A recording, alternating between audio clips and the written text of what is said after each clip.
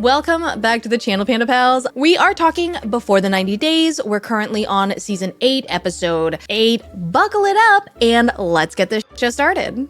Let's check in with Forrest and Sheena. The two squish themselves into a tricycle and oh my god, even if I loved every single inch of your body, I do not want to ever be that close to you. This is like what a sardine feels like inside of a can. That's pretty great. I get to get up nice and close, but she's also crushing me to death. Forrest is super duper nervous today because he genuinely doesn't think that he's going to get her family's blessing because he doesn't have a job and he doesn't have a lot of money. And without their blessing, he's not going to be able to marry the love of his life. I'm concerned that I won't be able to get the blessing for Sheena's family. I don't have a job. I don't have a lot of money. I'm just this loser who's on disability. They arrive at the house, and I guess Sheena's mom is sick today, so Forrest gets to meet Sheena's sister Katrina and her father Steve. So her family runs a bed and breakfast out of their home, and Forrest was expecting them to live in squalor with how much money Sheena has given them. So he's kind of surprised and a little upset that the place is really nice. This is a nice, fancy place. Here I was under the impression that her family are gonna starve without her. It doesn't add up. I mean, to me so far, it kind of adds up. Like, I don't see anything immediately sketchy about this because running a business takes a lot of money. Building costs are going to be a lot cheaper over there, so getting nicer things or nicer looking things aren't going to cost as much. And on top of that, there is the whole cultural take care of your parents because you are the eldest daughter thing. And also, just because you have nice stuff does not mean that you are not broke as shit.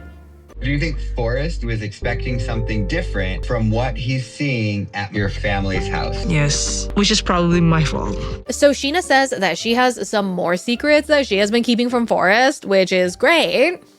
And she tells us that she's really worried about what things are going to come to light during their stay because they could end up making things fall apart. Everyone sits down for some dinner, and Forrest is very confused because he was expecting evil fire-breathing dragons, and he just basically got Spike.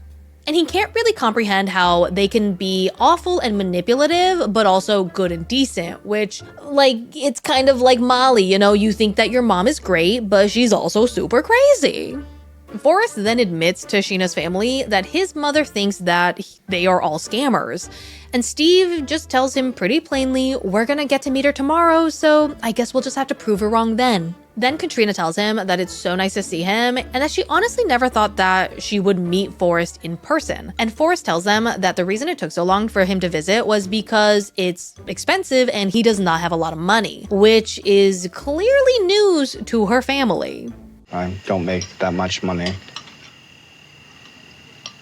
Just eat, babe. Enjoy your meal, okay? So Forrest immediately shuts up, but Katrina is like, whoa, okay, so what do you do for work? And Forrest has to tell them that he is currently without job and is getting disability due to his autism. And it is enough to support him, but it's definitely not enough to support a family. However, he really believes that he'll be able to get a full-time job and support Sheena.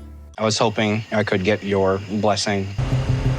So without any funding, how will you survive, you know?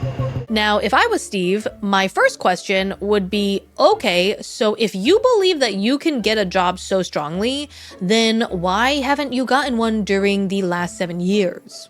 Steve tells us that he really doesn't want Sheena to be with a man who cannot provide financially, especially because that would mean Sheena can no longer provide as the eldest daughter.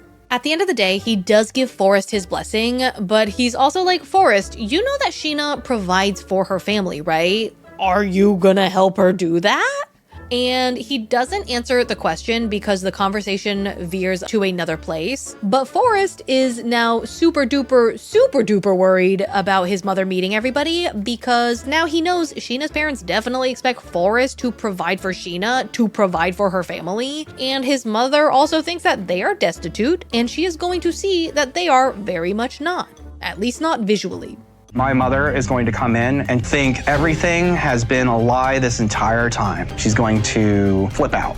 Let's check in with Laura and Birkan. Laura tells Birkan that all of her friends said he only wants her for her money, and the fact that his plan to pay off his massive amount of debt is to run away to America and live off of her makes it seem 1,000,000% true.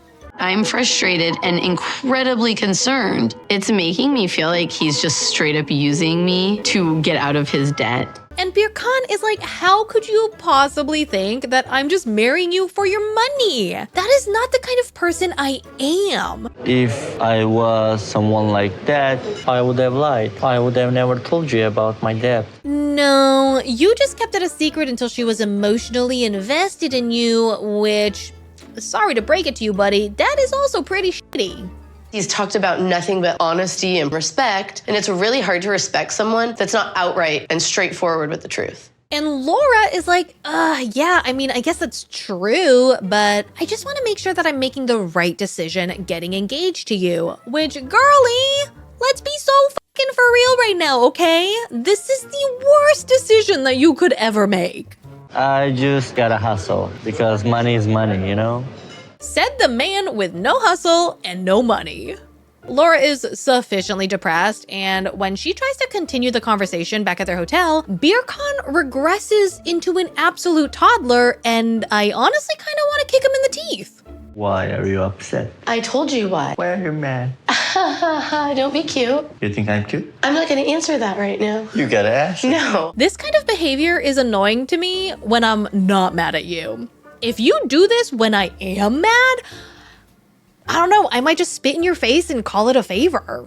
Anyway, Birkan shuts her up by pushing her up against the wall and kissing her into silence. And I'm really annoyed because I know that this simple bitch loved that. You think that Why are you mad? Stop. You.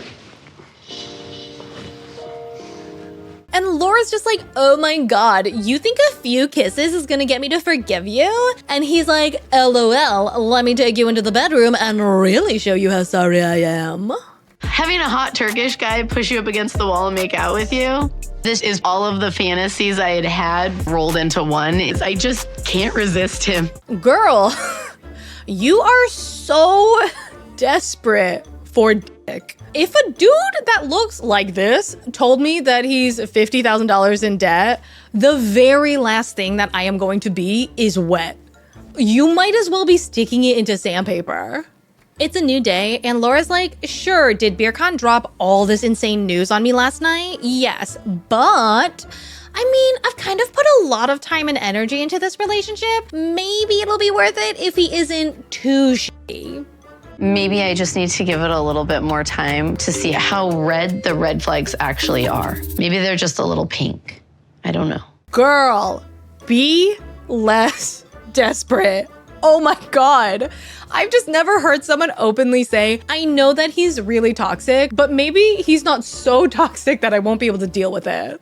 Anyway, the two go off on a date. They go to make these glass evil eye beads, and Birkan is like, the Turkish people, they all believe this superstitious bullshit, but not me, okay? Because I am a scholar of reality. And then he pulls out his bead from the fire, and it is totally f***ed up. I have no talent. No, it's good. Now you just roll it. It has a tail. I suck at evil eye beads. Laura, the universe is literally giving you signs that this man ain't it. Laura then asks about his family, and he's like, yeah, I mean, me and my family are good, but right now we are bad because they do not like that I'm dating you. And Laura is super frustrated because her family also doesn't like that she's dating him. So they basically have no one rooting for them. It's just kind of frustrating to have a relationship where I feel like everything is against us. Laura then brings up Michael, and Birkan is like, ugh, f that guy, I hate him. And Laura tells him that Michael is her bestie from another testy, and they do everything together. So what does he expect her to do? And Birkan is like, oh, I don't know. Why don't you maybe cut him out of your life? You're basically giving me the ultimatum of you or him. No, it's not an ultimatum. You're gonna choose me. Oh, it's not an ultimatum because Commander, I just pooped my pants, wipe it up for me, mommy, is giving you an order. We are thinking about marriage. When we get married, he is not gonna be a part of our lives. And yes, you heard me right. Birkan kind of reminds me of a sad, ragged Italian greyhound shivering in a tan sweater. So it's honestly kind of funny to see him try to nut up and put his foot down. So this absolute wet baby is like, no more Michael. Wah. And Laura is like, okay, well, that's fucking weird. I don't know if I like that you're being such a little right now. And Birkan is like, well, I guess you're gonna have to think long and hard about what you want, okay? Either you want me, your dark fantasy romance dream guy, or you want Michael, a real life man who treats you like a queen. Why don't you think a little? I am shocked that Birkan decides to walk out on me as a way of ending our conversation. And that, my Panda Pals, is all I have for you today. I hope you enjoyed the video. If you are not subscribed to the channel yet and you would like to support what I do here, be sure to click that subscribe button, give this video a big thumbs up, and please let me know down in the comments below what your thoughts on this episode are. I will see you in the next one. Bye.